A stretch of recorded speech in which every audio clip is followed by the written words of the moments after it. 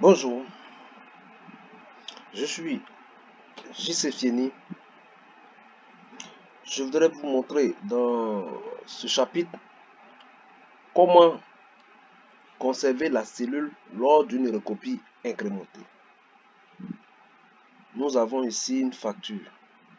La facture, le montant est calculé, mais nous devons calculer le montant de la remise. Qu'est-ce qu'on fait?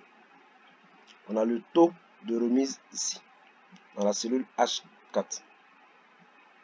Si je veux calculer, je calcule, je fais le calcul en mettant toujours égal. Je prends la cellule D7 que je multiplie avec la cellule H4. Je tape entrée, je mets 750. Ce que je veux faire ici, c'est de recopier la formule sur toutes les autres cellules pour pouvoir avoir le montant de la remise. Je prends, je tire la formule, je recopie sur toute la ligne, toutes les lignes. Et ici, on constate que en dehors de 750, toutes les autres formules, tous les autres résultats sont nuls, 0, 0. Pourquoi? Parce que la formule ici, le D7 est multiplié par H4. La deuxième cellule qui est en bas, quand on regarde, on voit que le D8 est multiplié par H, la cellule H5. H5 qui est la cellule suivante à la cellule H4. Parce que nous sommes en train d'incrémenter. Là, c'est une erreur. Alors voilà, il y a deux méthodes que je vais vous montrer. La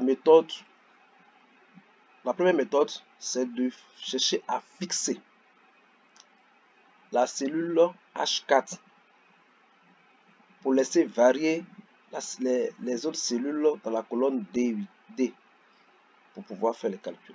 Puisque on va prendre D7. D7 sera multiplié par H4.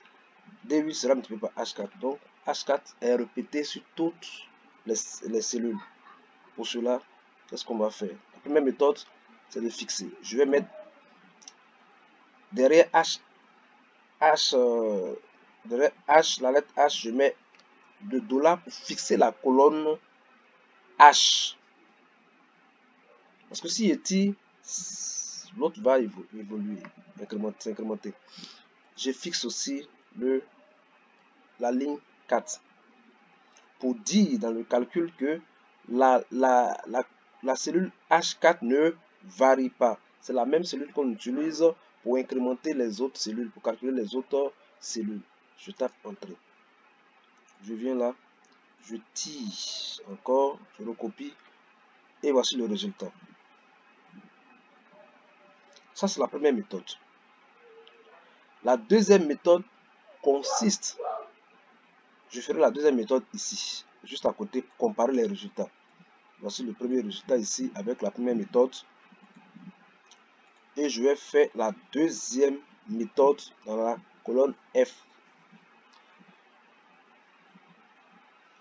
Pour éviter que H4, la colonne H,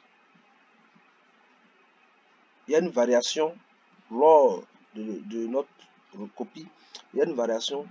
Voici la deuxième méthode. La deuxième méthode, c'est de renommer la cellule H4. C'est de renommer la cellule H4. Alors, renommer la cellule H4, c'est quoi? Qu'est-ce qu'on fait? Voici la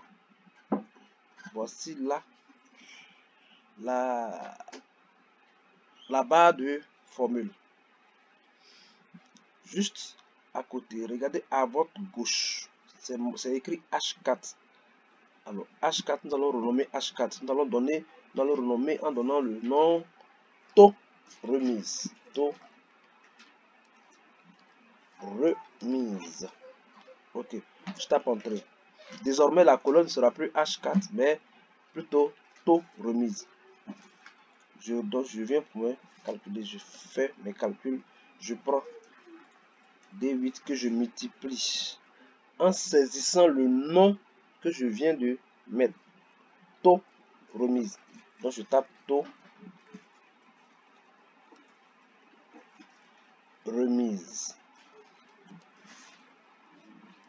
Je tape entrée. Ok. Je tape entrée. Quand je clique sur la formule, vous voyez que j'ai pris D7 que j'ai multiplié par H4 qui est devenu maintenant taux remise. Je tape entrée. Je recopie la formule sur toutes les autres cellules qui suivent. Alors, je mets edit là.